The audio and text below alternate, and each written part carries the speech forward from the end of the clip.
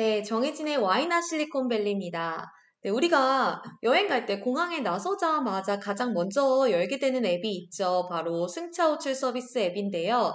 네, 우버와 리프트 사실 하나만 열어보시는 분들은 거의 없을 거예요. 아무래도 이 승차 호출 서비스에 있어서 가장 중요한 점은 가격과 기다리는 시간인데요. 이게 뭐 마일리지를 쌓을수록 뭐 내가 혜택을 보고 이런 멤버십 제도도 뚜렷하게는 없다 보니까 이제 아무래도 이 가격에 굉장히 집중을 하시는 것 같아요. 그래서 테크 업계에서 사실 보기 드문 듀오폴리 체제예요. 우버와 리프트가 시장을 양분하고 있는데요. 그래서 이제 사실 많이들 그러실 거예요. 하나만 열어보는 분들은 거의 없으실 거예요. 그래서 우버를 한번 보고 리프트를 또 가격대를 확인하고 이렇게 해서 특히 공항같이 동시간에 이제 수요가 폭발하는 곳에는 더욱 가격 그 비교가 중요한데요. 그래서 요새는 사실 원래는 리프트가 굉장히 저렴하다 이런 인식들이 많았어요. 아무래도 후발주자고 그리고 프로모션도 다양하게 하고 마케팅도 하고.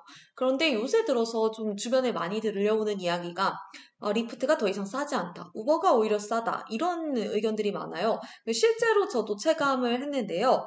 그래서 이제 한번 찍어봤습니다. 네, 여기 한번 저희 이제 집에서 지금, 그리고 샌프란시스코의 모스콘 센터까지 가는 것을 이제 출퇴근 시간, 러시 시간을 좀 피한 한 2시 56분으로 한번 찍어봤는데요. 그래서 우버 X의 경우에는 이제 가는 데 있어서 이제 우버 X는 이제 가장 기본 형태의 그 서비스죠. 그래서 이걸로 했을 때는 가는데 59.96달러가 들었고요. 그리고 이제 리프트로 봤을 때는 가장 이제 우버는 4분 후에 도착하는 게 이제 59.96이었는데 이제 리프트는 가장 빠른 옵션이 이제 6분 이내에 오는 거고 이게 이제 67.35달러고 가장 이제 늦게 오는 15분 정도 기다려야 하는 그 픽업 within 15 minute 이 서비스의 경우에 이제 60.99달러로 한 1달러 정도가 더 높았어요. 그러다 보니까 이제 리프트의 사실상 기다리는 시간에 따라 가격을 차등화하는 그 세 가지로 차등화하는 이 서비스가 사실상 크게 이제 차이가 없다. 그리고 오히려 가장 많이 기다리는 게 이제 좀 우버는 바로 탈 수 있는 그 우버 X와 가격이 같다. 이런 식으로 해서 이제 소비자들 사이에 리프트가 이제 더 이상 싸지 않고 우버가 오히려 싼 것 같아. 이런 경우가 많이 나오고 있어요. 그리고 여기도 이제 자세히 보시면 이제 우버 X 같은 경우는 4분 안에 도착하는 케이스인데요. 리프트 같은 경우는 이제 가장 빨리 도착하는 옵션이 이제 6분 안으로 찍히고 있죠. 그렇기 때문에 이게 아까 말씀드렸다시피 가격과 대기 시간이 이제 굉장히 중요한 시장이다 보니까 리프트에 대한 그런 고객 만족도가 조금씩 떨어지고 있습니다. 그래서 이제 예리하게 보시는 분들이라면 리프트가 좀 기사 확보에 더 어려움을 겪고 있나? 아니면 또 운임 비용을 낮추기가 굉장히 어려운 구조인가? 요새는 좀 프로모션을 잘 하지 않는구나. 이렇게 좀 짐작을 하실 거예요. 그래서 팬데믹 때는 사실 워낙 승객과 라이더 둘 다 사라진, 그래서 둘 다 실종된 두 업체가 모두 어려운 구조였어요. 근데 이제 미국 같은 경우에는 지난해 3월부터 마스크를 다 이제 착용을 해제하고 사실상 엔데믹으로 시작이 됐거든요.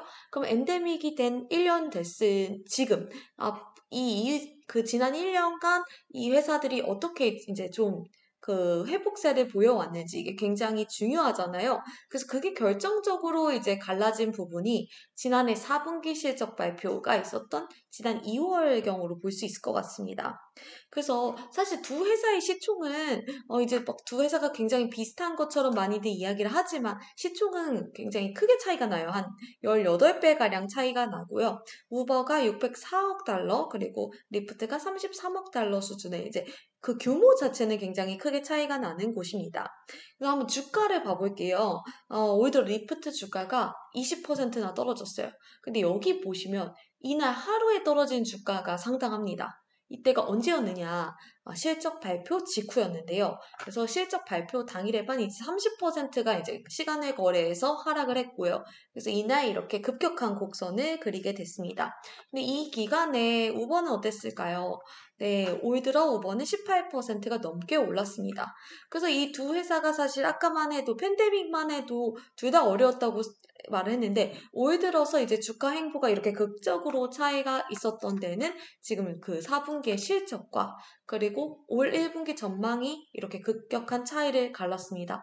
그래서 보이는 대로 이런 모습이 보이고요. 그래서 당시 이제 지난해 4분기 실적 발표를 했을 때 존 짐머 리프트 사장이 뭐라고 했냐. 가격과 대기 시간이라는 두 가지 지표에서 이제 경쟁력을 유지하기 위해 노력하고 있다라고 이야기를 하면서 탑승객의 운임 부담을 줄이기 위해 보험료를 좀 더 회사에서 부담하는 방안으로 이제 더 부담하기로 했다. 이렇게 말을 했습니다. 근데 이제 그것만으로는 충분치 않았어요. 왜냐면 이제 올 1분기 전망이 조금 어둡다. 이런 평가가 있었기 때문에 그래서 시간의 거래에서만 이제 주가가 30%가량 떨어졌어요. 그래서 이렇게 갈림길이 있으면서 공동 창업 멤버인 이 로건 그린 CEO와 사장도 동시에 퇴진을 하게 됐어요. 이 둘은 지금 창업을 2017년에 한 뒤로 이제 2012년부터 CEO를 맡아서 일을 했거든요. 그래서 11년간 리프트를 이끌어온 공동 창업자마저 이제 물갈이를 해야 될 정도로 리프트 이사회에서 좀 큰 결단을 한 것으로 보였습니다. 그래서 이제 대대적인 쇄신을 예고한 건데요. 이제 창업자 라인업이 이렇게 물러나고 새롭게 이제 CEO에 앉은 사람이 누구냐? 아마존에서 리테일 부문 수석 부사장을 했던 데이비드 리셔예요. 사실 여기 가운데 계신 분이거든요. 그래서 양쪽에 이제 창업 member들이 있고. 그래서 리셔라는 분은 실리콘밸리에서는 사실 그렇게 좀 유명하시진 않다? 이런 느낌이 들었어요. 그래서 이제 어떤 분인가 한번 보니까 그냥 아마존에서 아까 이제 SVP, 그러니까 수석 부사장을 했다고 그랬잖아요. 근데 그 시기를 보시면 여기 마이크로소프트에서도 제너럴 매니저를 했어요. 그러니까 꽤 높은 직이죠. 한 유닛 부문의 이제 전체 예산과 그런 사업을 담당하는 제너럴 매니저를 91년부터 97년. 그러니까 MS가 한창 폭발적으로 성장하는 시기에 그 역할을 했고, 또 아마존에는 37번째 멤버, 37번째 멤버로 들어갑니다. 그래서 당시에 이제 1997년부터 2002년까지 그 아마존 리테일 부문의 헤드를 맡아서 했어요. 이때도 사실 아마존이 이제 IPO 전후로 굉장히 빠르게 성장하는 시기였죠. 그래서 어떻게 보면 이제 굉장히 이 두 회사의 얼리 단계의 초기 멤버로 조인을 하셨다가 이후에는 이제 여기 보면 이렇다 이력이 없어 보이는데 이후에는 이제 좀 자선 사업가 그리고 그런 비영리 단체를 운영하셨어요. 그래서 월드 리더라고 이제 그런 책을 보급하는 그런 기관에서 이제 이걸 맡아서 일을 했더라고요. 그리고 이제 2021년 7월에 리프트의 보드 멤버, 이사회 멤버로 합류를 합니다. 그래서 이제 아무래도 좀 이 테크업계에서는 굉장히 오래 떠나 계신 분이잖아요. 마지막 경력이 한 20년 전인데 그래서 이렇게 터프해진 그 테크업계 환경에 과연 이제 얼리 스테이지에서는 함께했던 이분이 이제 20년간 떨어져 계셨는데 어떤 식으로 좀 쇄신을 할 수 있을지 비용 절감이며 그리고 좀 공격적인 전략들을 어떻게 펼 수 있을지 좀 궁금한 부분입니다. 그래서 이제 리셔가 맡게 된 임무로 사실 초반에는 어 지금 이제 회사 기업 가치를 높여서 매각에 나서는 것 아니냐는 기대가 조금 시장에서 나왔어요. 그래서 이 창업자 퇴진 소식이 발표지고 나서 한 시간의 거래에서 주가가 오르기도 했어요. 그리고 사실 이제 오늘 28일, 다음 날이죠. 28일인 다음 날 이제 장 초반에는 주가가 막 상승합니다. 근데 이제 리셔가 블룸버그와의 인터뷰를 통해서 우리는 매각할 생각이 없다. 그래서 가격 경쟁력에서 우위를 가져가서 정말 커다란 경쟁자인 우버를 좀 이기겠다. 이런 걸 좀 분명히 했거든요. 그러고 나니까 이제 주가가 빠르게 무너지면서 이제 한 7%가량 하락한 채로 마감을 했습니다. 그래서 리션은 이제 우버와 요금 매칭을 비슷하게 하는데 집중하겠다. 그래서 가격 차별화를 하겠다라고 하면서 가격적으로 경쟁력이 있지 않다면 게임에 있지 않은 것과 같다 하고 오히려 굉장히 강경한 입장을 이야기했어요. 그래서 아마존이 승자를 잡을 때도 사실 가격을 굉장히 낮추고 그리고 여기에 딱 배송을 좀 원활히 하는 그런 고객 만족도를 두 가지 방향으로 높였는데 이것 가격과 대기 시간을 잡으려는 이 정책을 다시 한번 가져올 것으로 보인다. 이렇게도 보입니다. 그래서 근데 리프트가 가격 경쟁을 그럼 어떻게 얼마나 오래 지속할 수 있을지도 관건이잖아요. 그래서 한번 지난해 실적들을 봐보겠습니다. 여기는 이제 우버고요. 보시면은 이제 아무래도 키 지표가 액티브 라이더 그리고 이런 부분들이 중요한데요. 이제 이용 승객이 굉장히 중요해요. 그래가지고 보면은 매출은 사실 지난해 기준으로 해서 전년 대비 한 28%가량 올랐고요. 순손실은 16억 달러를 기록해서 전년 대비 50%가량 늘어났습니다. 그러니까 손실이 50%가량 늘었으니까 이게 좀 큰 부분이죠. 그런데 이제 우버 리프트 쪽에서는 그 직원들 스톡 옵션 같은 보상에도 좀 비용이 많이 들어갔다 이렇게 합니다. 아무래도 뭐 인건비 상승의 여파였겠죠. 그리고 올 1분기 매출이 9억 7,500만 달러로 전망했는데 이게 시장 예상치보다는 적었어요. 근데 이제 활성 이용자 지표를 한번 봐볼게요. 근데 지난해 같은 경우에는 지금 이게 보시면은 천 단위로 돼 있거든요. 그래서 2,035만 명으로 해서 전년 대비 8.7%가량 올랐고요. 그리고 활성 이용자당 매출이 또 꾸준히 오르고 있긴 해요. 보시면은 뭐 1분기에는 49달러, 그리고 3분기가 좀 제일 실적이 잘 나온 편이었는데 51달러, 그리고 뭐 지난해 4분기 같은 경우는 57달러로 이제 뭐 전년 동기 대비는 한 11%가량 올랐습니다. 그래서 이제 그런데 그 리프트의 경우에서 일단 미용자당 매출은 꾸준히 오르고 있어요. 근데 사실 이제 드라이버를 확보하는 게 굉장히 관건이잖아요. 승객이 경험하는 서비스의 질도 드라이버가 얼마나 빨리 오느냐, 그래, 이런 것에 따라 갈라질 수 있는데, 미국에서는 드라이버들 사이에서도 치열한 그런 비교가 있습니다. 보시면. 네, 여기 보시면 이제 그 라이드쉐어 가이라는 유튜버가 있더라고요. 그래서 본인이 직접 이 우버와 리프트를 이제 한 달 넘게 이용을 이제 몰아보면서 이제 수익을 얼마나 거뒀는지를 비교하는 거예요.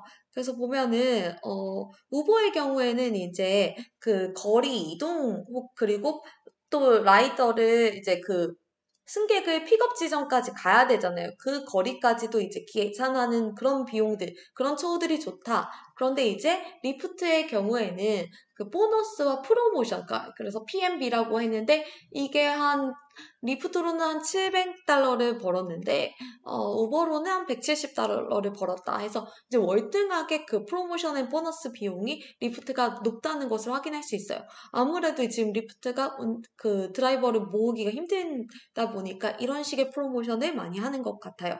그래서 리프트 같은 경우에는 지금 이런 비용까지 계산하다 보면은 좀 그 운임 비용을 좀 낮추기가 어려운 부분이 있는 것 같습니다.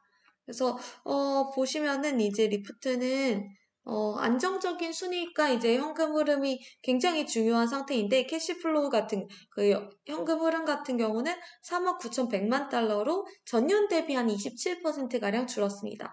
근데 우버 같은 경우는 지난해는 마이너스 현금 흐름이었지만 이제 그 2021년에는 마이너스였지만 지난해는 한 3억 9천만 달러로 이제 현금 흐름이 는 걸 볼 수 있어요. 그래서 우버도 한번 봐볼게요. 여기 활성 이용자 수가 월간 활성 이용자 수 기준으로 지난해 1억 3,100만 명을 기록해 전년 대비 한 11%가량 올렸고요. 전체 운행 횟수도 한 76억 번에 달했습니다. 그래서 이것도 한 20% 올랐고요. 그래서 이 월간 활성 이용자 수를 이제 그 전체 운행 횟수에서 나눠보면은 한 이용자당 한 사람당 58번가량을 탔다는 계산이 나오는데 굉장히 헤비 유저들이 많은 것 같다 그런 걸 볼 수 있을 것 같아요. 저도 지난해 한번 카운트를 해보니까 30 몇 5번 이 정도 이용을 했던데 이제 저는 오히려 평균 이하인 거잖아요. 그랬을 때 굉장히 이용자당 그런 충성도 높은 이용자가 많다고 볼 수 있을 것 같아요. 그래서 전체 호출 금액을 매출로 나누면 이제 대략적인 마진율도 확인할 수 있을 것 같은데 호출 금액이 28%가 늘었을 때 매출이 83%가 늘었다는 게 이게 굉장히 고무적인 것 같아요. 그리고 또 우버 같은 경우에는 모빌리티 외에도 딜리버리 같은 신사업 비중이 굉장히 높아졌고 에비타의 경우에도 그 딜리버리가 지난 2021년 같은 경우에 마이너스였는데 지난해에는 이제 플러스로 이렇게 오른 점을 보실 수 있을 것 같아요. 네, 한 5억 5,100만 달러로 이제 올랐죠. 그렇기 때문에 사실 리프트 같은 경우에는 좀 매출 구조가 이 모빌리티에서만 잡아야 하는데 그 우버는 상대적으로 모빌리티에 더해서 승차 호출 서비스에 더해서 딜리버리, 화물 등 좀 다양한 부분으로 확산이 가능하기 때문에 리프트가 상대적으로 불리한 구조에 있는 게 사실이고요. 또 리프트는 미국과 캐나다에 한정해서 운영이 되다 보니까 이 좀 경기를 특정 지역에 따라 많이 탈 수 있는 게 좀 구조적인 취약점으로 보입니다. 그래서 이런 부분들이 아쉽지만 그 리프트가 당장 매각이 답이냐 했을 때 사실 이게 현실적으로 쉽지 않은 것도 문제입니다. 이제 리프트가 매물로 나온다고 했을 때 잠재적인 인수자가 필요한데요. 근데 구매자가 나오기가 쉽지가 않은 구조예요. 만약에 이제 우버가 인수를 하겠다 그럼 당장 그 리나칸이 이끄는 미 연방거래위원회에서 단독점법 위반이다 하고 이제 제소를 걸 가능성이 높기 때문에 거의 99% 이상은 안 된다고 봐야 되고요. 그러면 이제 딜리버리 업체에서 인수를 할까라고 했을 때 리프트가 사실 승차 호출 서비스만 있고 딜리버리가 없다 보니까 지금 이 이윤과 마진이 굉장히 박한 그 모빌리티 업체에 굳이 진출할 요인이나 시너지를 낼 요인들이 많진 않기 때문에 배달앱들도 이제 서비스를 이제 인수를 하기가 좀 쉽지 않은 매물인 것 같습니다. 그렇기 때문에 이제 리셔 CEO의 전략도 당분간은 이제 우버의 경쟁에서 우위를 얻겠다. 이러면서 이제 동시에 뭐 광고 부문 등 다른 데서 좀 추가적인 수익원 창출에 고민을 할 것 같은데요. 그래서 이 가격 경쟁력을 통해서 승부를 본다고 했을 때 과연 지금 우리 이제 좀 승산이 있을지, 그리고 이런 경쟁을 어디까지 이제 좀 자유자재로 할 수 있을지, 이제 지속 가능성이 있을지, 효과에 대해서도 한번 지켜봐야 할 것 같습니다. 그래서 당분간 소비자들은 좀 오히려 잘 된 부분이 있긴 합니다. 그래서 이제 리프트가 본격적으로 가격 경쟁에 나서겠다고 하니까 그동안 좀 주춤했던 그런 가격 경쟁이라든지 그리고 뭐 프로모션이나 다양한 요소들이 좀 생기면서 소비자들에게는 당분간 좀 이득이 되지 않을까 하는데 앞으로 리프트가 건 그 가격 경쟁과 이것의 지속 가능성 그리고 우버의 경쟁 판도에 어느 정도 좀 효과를 줄 수 있을지 이런 부분들 함께 좀 살펴보시면 좋을 것 같습니다. 네, 다시 새롭게 찾아오겠습니다. 감사합니다.